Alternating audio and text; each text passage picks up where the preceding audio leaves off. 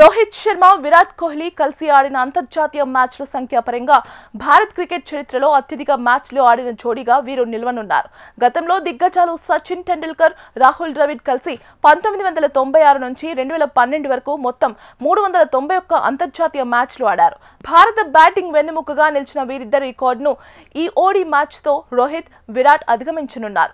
రాంచీలో ఇద్దరు ఆటగాళ్లు కలిసి బరిలోకి దిగడం ద్వారా అది వారి కెరీర్లో కలిసి ఆడిన 392వ అంతర్జాతీయ మ్యాచ్ అవుతుంది. 2008 ఆగస్టు 18న శ్రీలంకపై డాంబులాలో జరిగిన వన్డే మ్యాచ్లో 20 ఏళ్ల రోహిత్, 19 ఏళ్ల విరాట్ తొలిసారిగా భారత్ జట్టులోకి అడుగుపెట్టారు. 17 ఏళ్ల తర్వాత కూడా ఈ జోడి కొనసాగుతోంది. భవిష్యత్తులో ఈ ద్వయం 400 మ్యాచ్ల మైలురాయిని కూడా చేరుకునే అవకాశం ఉంది. ఈ మ్యాచ్ రోహిత్ శర్మ, విరాట్ కోహ్లీకి చాలా అంశాలలో ప్రత్యేకంగా నిలవనుంది.